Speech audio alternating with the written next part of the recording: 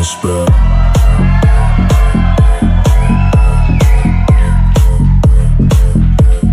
Breaking the spell.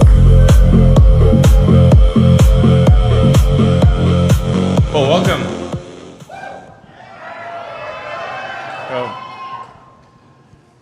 This is obviously a bittersweet moment where we're handing over the last of the Model S and Model X vehicles that we've produced. And these vehicles really are what made Tesla into a great car company and profoundly changed what people's perception of an electric car was.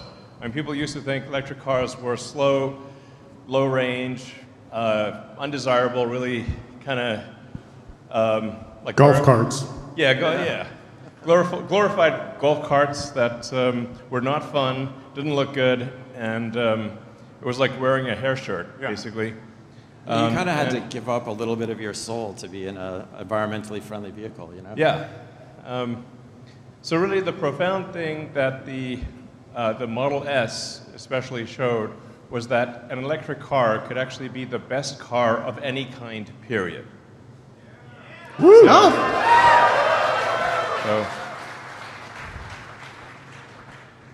So it's, I'd say that's the thing that's really most important about it. It was breaking the perception that electric cars are worse than other cars, and showing that actually, if you design it right, with the incredibly talented Tesla team, that you can actually make an electric car be better than any gasoline car. And as a result, Model S won not just Motor Trend Car of the Year, but I think best car ever, I think. Yeah. Of the century. Yep. And then we followed that up with the Model X, which was the Fabergé, I call it the Fabergé egg of cars. It was somewhat of an exercise in hubris, frankly, but an incredible vehicle with so many there's so many small special things about the Model X that probably most people who buy the car don't even realize exist. And I'll tell you something like why, maybe at a fundamental level, why the Model S and Model X succeeded, which is that those cars were designed with love. Absolutely. They really were. Every part of it, inside and outside, every detail, even things people couldn't see, probably most people would not even experience or often not know existed, we put there because we loved the product. And I think that's at the heart of any great product. If the people making it genuinely love that product, just like if when you genuinely love your kids, you care about things in a different way.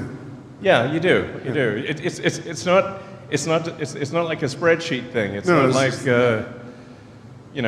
you do things to make the product amazing because you love it, and even if people don't even see all of those things, they feel a lot of those things, and that's what translates to people wanting the product.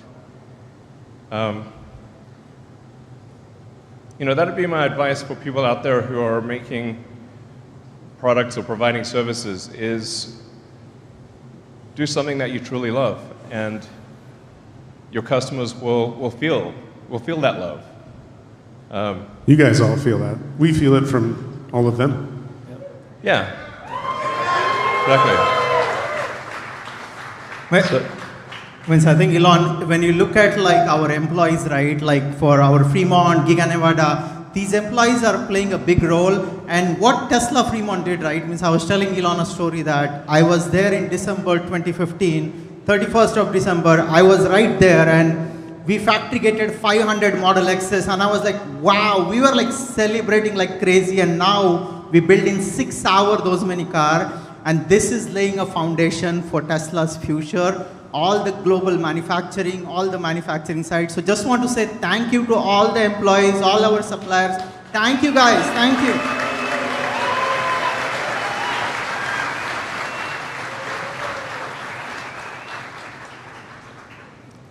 Yeah, I mean, nobody thought we could do it, right? There were so many naysayers back in the day, but we actually ended up kind of creating a script of what we take for granted in vehicles today. And if you look at this list, you know, I think in a weird sort of way, that's what everybody's copied us. But Model S and Model X really started and innovated and created every one of these things on this list. And the automotive industry wouldn't be what it is today without that. I think we take a lot of this for granted. But yeah, I mean, we actually started out designing the Model S in the back of the SpaceX factory. yeah. So we didn't have a design studio. And Or an engineering center or anything. well, we did have, you know, Well, we had San Carlos. we had some of the engineering team, but pretty small team, to say the least. Yeah. You know, and then thank goodness Franz joined as head of design. It's been a pleasure working for you all this time. Thank you for the inspiration. Of course, you, Lars, and Thanks. Rishi, and everyone, and the whole Tesla team. It's an honor to work with such a talented group. But it's worth just, you know, reminiscing a little bit about how it started out. Yeah, I mean, those early days in the back corner of SpaceX in a tent. The tent. You know, we didn't even have a design studio. We were on a floor like this, Yeah. you know, falling off, and we would push the clay model of Model S through SpaceX factory every Friday and push it outside so we could evaluate it with Elon. And right on Jack Northrop Drive, every car that driving by could see what we were doing, but, you know, nobody cared. It was like, you know, garage band playing in Wembley Stadium at that point. You know, we were like taking on the world with this amazing idea, but nobody really believed in us. And yeah, and the Model S was actually the first car we really made ourselves. Yeah. Because with the original Roadster, Lotus did the non-powertrain portion of the car, and at Tesla we made the designed and built the drivetrain and the battery pack. You know, the charger and basically the electrical stuff, but we didn't build the rest of the car. That was done by Lotus. Right. So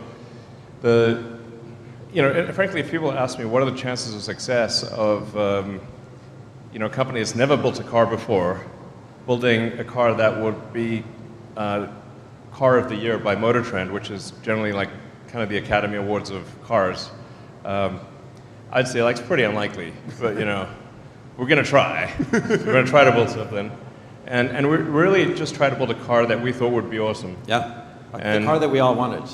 yeah, there weren't any like market surveys or anything. It was just us like judging. It's like, oh, is this a good idea? Should we do this? Should we do air suspension? Sure, let's do it. You know? And Yeah. It was like, well, what would you like? What What would you want in the car? yeah, what would we want in a car? And you know, like giant touchscreens didn't exist in cars. No iPad either at the time, remember? Yeah, we had to basically use stuff that was meant for like laptops and you know, notepads and stuff, and then there wasn't any software, so we had to write the software to make the touchscreen work, yeah, it was pretty wild. But now like almost every car has one. Yeah, You know, it's it's normal. like- It's normal now. It was just like extremely. Model S just started that, right? It was the beginning, and now everyone just thinks it's commonplace. Yeah, and I actually drove my brother's like founder Model S, one of the first like 20 or so that we 2012, built. yeah. Yeah, and I thought, wait, it's actually probably going to have all sorts of issues, but it drives pretty well. Yeah, I drove mine 2012 here today. Yeah. Nostalgia. It was like, it's a great car back then. It's still a great car now. Yeah, and a lot of that's pioneered by like over-the-air updates. You know, it didn't exist. The car gets better with time. Yeah. And so those older cars are better today than they were when we first delivered them. So yeah, it was really a ton of stuff that we did here. And yeah, we kept improving it over time. Yet, I mean, today's Model S and X have 40% fewer parts than the original. Only 3% of the parts that are currently in a Model S and X are What we started with. what we started with. So we changed like 97% of the parts over the past 14 years. And obviously made huge improvements with self-driving. Self-driving came. Yeah. And Yeah, originally didn't have anything like that. yeah, that's the one bad part about driving the 2012. Yeah, you actually have to drive yourself. You're like, this is crazy. What, I have to drive? This is nuts. So, yeah, I mean, there were almost no electric cars available in the world when Model S was in production. Yeah, it was something like less than 0.1% of the total sales. It's crazy now. Last quarter was 17%. So like, without Model S and then X showing the world that it could be done, none of the other companies would have done it. Yeah, exactly. Yeah, many times we were told Model S is, first of all, it's impossible to build a long-range, compelling electric car, and then secondly, even if you did build it, nobody would buy it. Yeah. I was told that relentlessly. Yeah. And I was like, well, I guess we'll find out, you know. And we just kept saying, but if we make a great car, they'll want to buy it. Exactly. Yeah. So like, people love gasoline so much, they would never plug in a car. I'm like, I don't know, people don't put gasoline in their cell phones, so seem to like cell phones. A little gas-powered cell phone. Yeah. So. But we did the same thing with lithium-ion, right? Like. Yeah, exactly. So, I mean, there were so many things that had to happen where like the lithium-ion battery output that we needed was like more than existed for cell phones. So we had to convince suppliers to build a lot more lithium-ion than they thought would possibly be ever used, and they did. So the factory in Reno basically doubled the volume of lithium-ion batteries out there. yeah. When you look at it, we also like improved our powertrain also a lot. So really want to shout out to all our powertrain engineering teams and powertrain teams. Like we have the fastest car because of that, and where we are on our drive unit and where we got with our battery, right? So really good work from our powertrain teams also. Really appreciate that. Thank you. Yeah. But I think that set the foundation for like what we do with energy stuff, supercharging, even Optimus, like having a lithium-ion battery that can do that stuff. Really started with Model S, and now it's commonplace that everybody thinks everything should be electric. So it's pretty awesome. And it set, as we said before, Elon, it set the foundation for autonomy. Hardware 1, remember Hardware 1? We launched it in Model S and Hardware 2, and then it was now it drives itself wherever you go. Yeah, and I think now, for example, in Norway, the vast majority of cars sold are electric. I think China is almost half, or something like half, of the cars that new cars produced are electric. Yeah. Thank you, Norway and China. Yeah. So yeah, I mean, basically Model S and then Model X were really what kickstarted the electric car revolution and made it mainstream. So. And we moved that into the autonomy. Now we just started Cybercab production next week, or a couple weeks ago, I guess. And it's like without S and X, that future would have never been possible. And speaking of efficiency, that is the most efficient EV that has ever been certified and built. So it's 165 watt-hours a mile, which was like half of what we started Model S with. It's kind of crazy to think we've gotten that far over the time. Yeah, Cybercab is going to be next level. Yeah. Yeah, it really will be. People don't understand. That car is going to be, a lot. It's going to be everywhere, basically.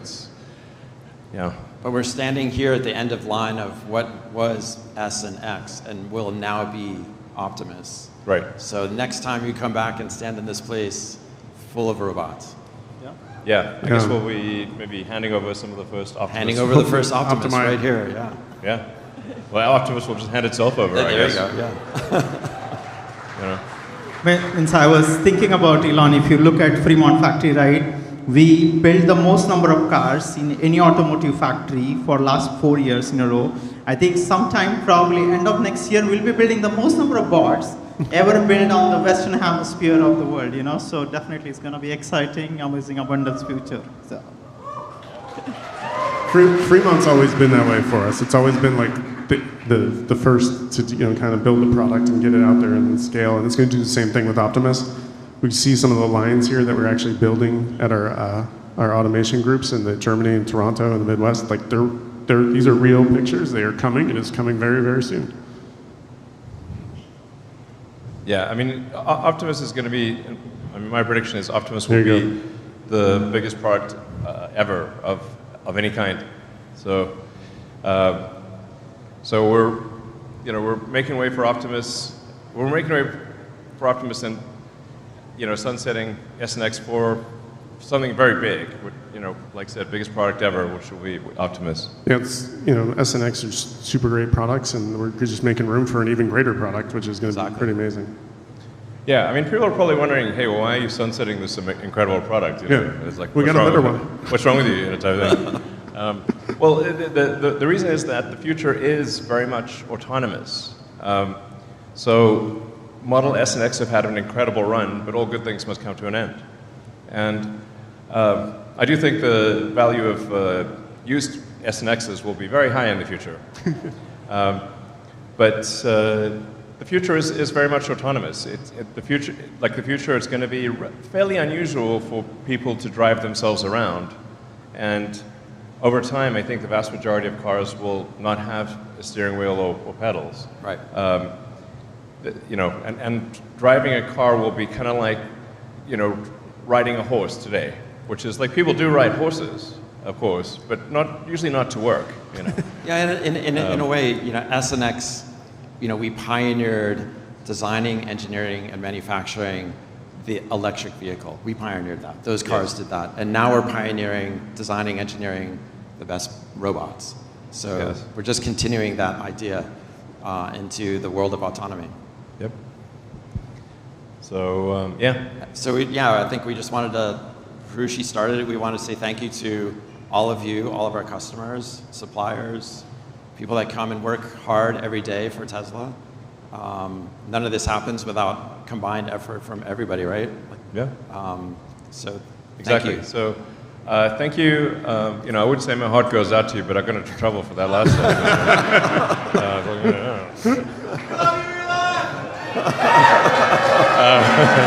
Thank you, guys. So, heartfelt thank you to our customers out there, to all the Tesla employees that worked so hard to make the Model S and X, to our suppliers, and everyone who believed in us. Thank you very much. No, thanks. Should we give some cars away? And some cars? So to commemorate that, we designed a special version of S and X, very limited, and we're gonna deliver some cars right now. You'll notice it's an updated version of the original Signature Red, same white interior, and just has all the best features. It's the best version of the best car. Yeah, I used to always, when friends would ask me, when's the best Model S coming? I was like, oh, you have to wait till tomorrow, because it'll be better tomorrow than it is today. There is no tomorrow. So this is the best. All right, so should we hand over the cars? Let's do it. Deliver some cars. All right. Cheers. Thanks, everyone.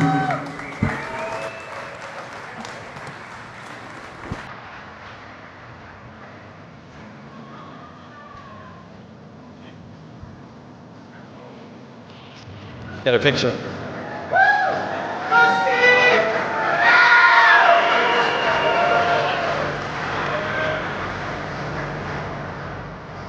Can we get Sandra Rose up, please?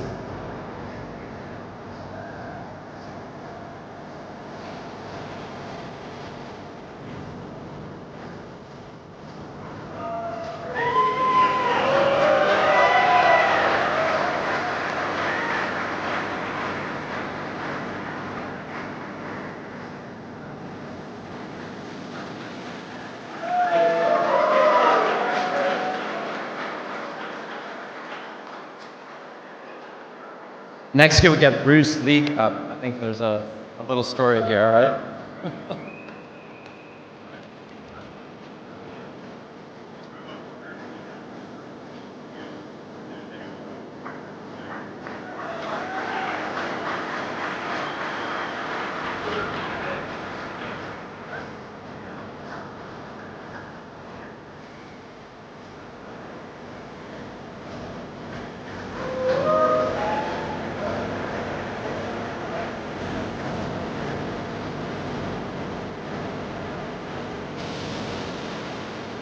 Next is Abbas.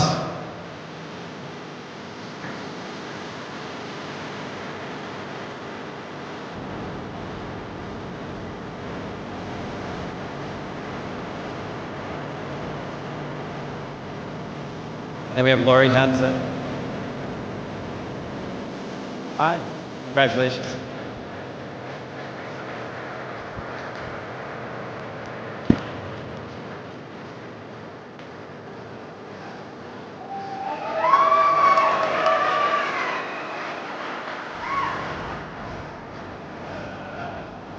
The next one needs no introduction. Ira, come on up.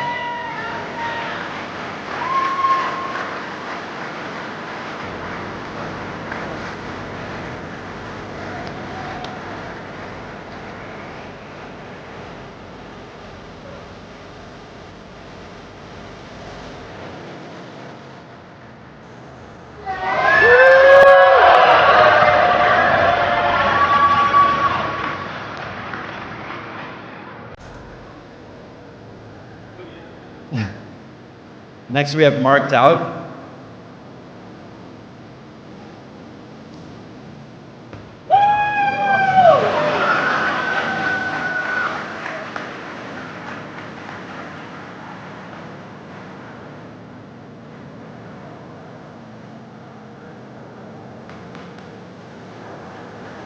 And then again, not really needing an invitation, Antonio. Got that.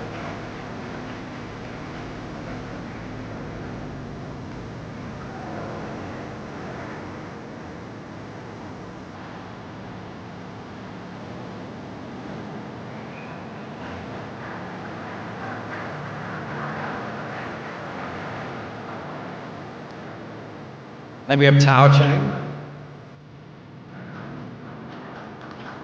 Congrats.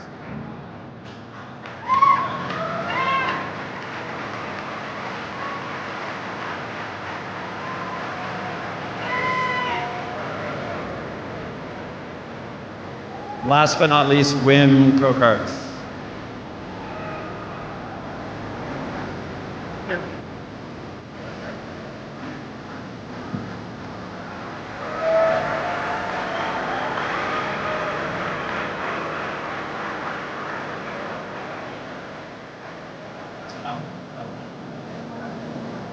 All right. Well, thank you all. Thank you all for coming.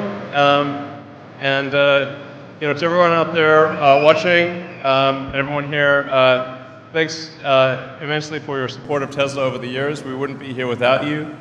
So you have a heartfelt appreciation for your support, and the future is going to be extremely exciting. You know, we've got a lot of really cool products that we haven't talked about yet, but that are coming out. And I think people are going to be really excited for the next book. I'd say not even chapter, but book of Tesla. It's going to be incredible. So thank you.